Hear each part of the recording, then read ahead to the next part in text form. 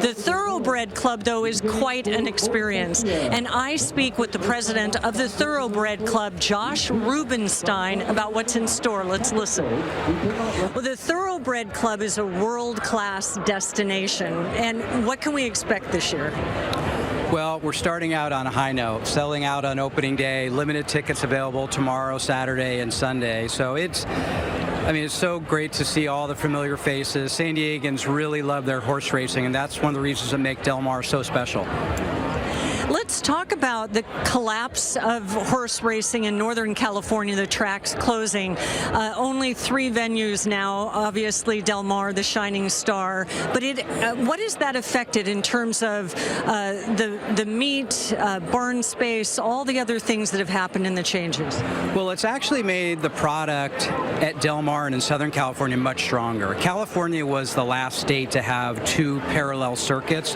We had a circuit in the north and a circuit in the south. And we just don't have that much inventory, enough inventory to run 2 parallel circuits, and the rest of the country has figured that out. So the shift to the south at the premier racetracks like Del Mar and Santa Anita is really in the best interest of the industry. And how does it affect? You have more horses moving here, you have bigger fields. Just explain what changes people may see. All of that, about 400 additional horses. Santa Anita, which just closed their season, they were up in handle, which is wagering, field size, and attendance, and we're hoping for the same. Josh Rubenstein, thank you. Today is a very busy day. We appreciate your time. Thanks, Kim. Always great to see you. You can't come to opening day without enjoying all of the hats that you see out here. And there is one woman that works in Del Mar, that's grown up in Del Mar and loves this racetrack, that's responsible for the vast majority of these hats.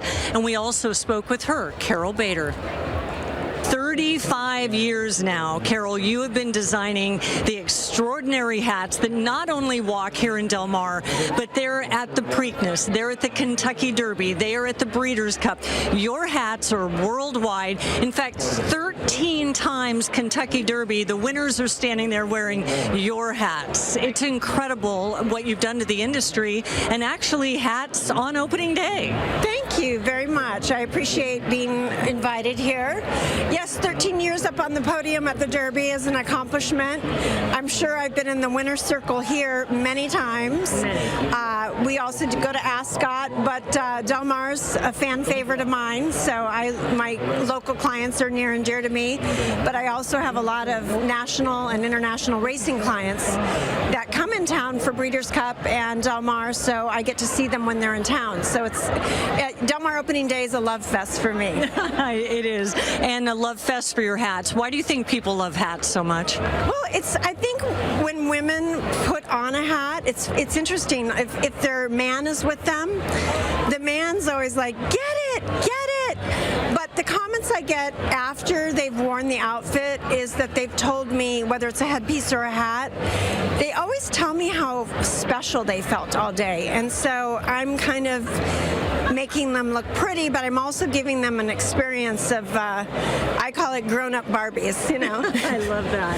And what are the trends in hats or headpieces, which I know so little about? Yeah, well, you know, at Del Mar, interestingly enough, I've been doing this 35 years, we've crept a little more towards more headpieces, but some people just don't like a headpiece and won't wear and only wear a hat, and vice versa. But some of the trends, I would say in colors, if we're going to talk in racing terms, an early favorite or front runner was butter yellow.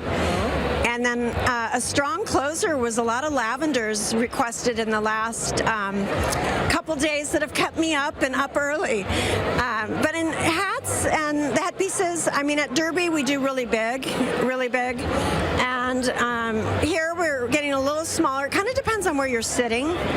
And if you're in a tight box, you don't want to wear a big hat. So those are all the questions that I ask the clients that I'm working with, so that it's very tailored to their experience for the day. And just working with you, people say they learn a lot. In fact, so many types of headpieces. Is it a fascinator? Is it not? Incredible. And it's so nice that you would join us and take time out this afternoon on opening day. Have a great opening day. Thank you for inviting me.